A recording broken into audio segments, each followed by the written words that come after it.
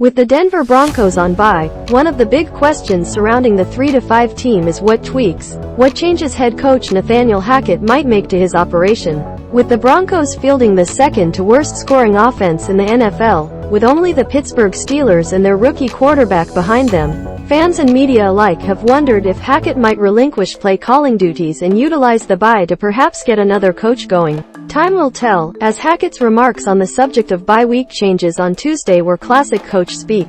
You know, the Broncos will continue to evaluate, etc. But what does the general manager think? Those decisions are Nathaniel's, Paton said on Tuesday. If Nathaniel thinks that a change here and there is going to make us a better football team, obviously, he'll make that change. Again, that's up to Nathaniel, and I am confident in Nathaniel. Coming out of the bye, the Broncos will travel to Nashville to take on the Tennessee Titans. The Broncos are 2-1 this year against AFC South opponents. Get your tickets to Broncos-Titans right now through SI Tickets. In other words, no, Paton isn't squeezing Hackett to give up play calling, and he's not about to strong-arm Hackett into firing someone to have a scapegoat to point to for PR. It's good for everyone to kind of get away and take a breath, Paton said of the bye. I believe in Nathaniel, as I said in London. They're going to work the next couple of days and we're all going to work. They're going to do quality control. I believe in Nathaniel's coaches and we're going to figure this out. I like the way we're trending. We beat a good, Jacksonville is a talented football team. I believe in our coaching staff. Remember, Hackett wasn't hired because of some great acumen for team management, discipline, like Vic Fangio, or some vaunted reputation for being a leader of men, like Vance Joseph.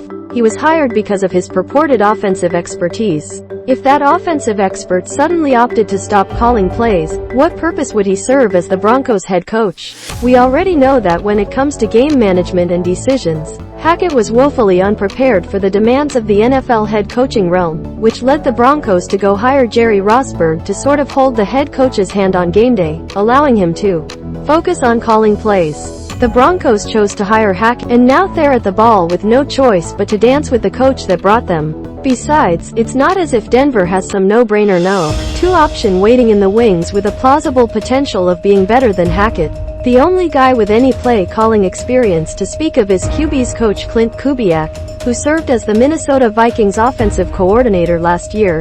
Kubiak's play-calling was ridiculed for most of the year in Minnesota before he finally found a groove and began earning back some goodwill from the fanbase. It wasn't enough to save the coaching staff, as Mike Zimmer and company were fired and replaced with Kevin O'Connell. There is no outside knight in shining armor that could ride in and save the Broncos from the perils of the 2022 season. Denver's only hope is internal, that Hackett can continue to find his groove with quarterback Russell Wilson, who has looked very uncomfortable despite his 10 NFL seasons, leading many to surmise that the 9-time Pro Bowler is pressing, instead of playing his trademark brand of football. I get to know him more every single day, Hackett said of Wilson. You grow the coach and player relationship when you go through situations and when you go through calling the plays for somebody. I agree to a certain extent with Russell that he's not necessarily pressing, but he's always trying to make a play. That's his mentality, and that's the great ones' mentality. The guys that have played a long time in this league and that have thrown for a lot of yards. They're always looking for those big plays. As we work together, I get to learn more when he's trying to find those, what he can do to get those, and I am trying to create those for him. Of course, we learn about each other after every single game.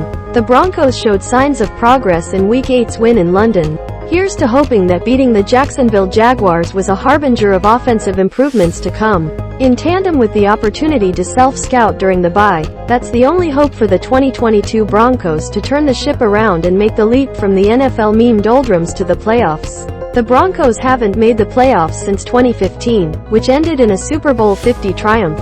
It's about the self-scout and finding out the areas where we need to improve, Hackett said on Tuesday. I have already been working on that this whole morning. Third down and red zone are things that we have to continually get better at. That's been 2 of our Achilles heels up to this point. We have to improve those areas, especially on offense. We will continually evaluate everything. What happens next for the Broncos? Don't miss out on any news and analysis.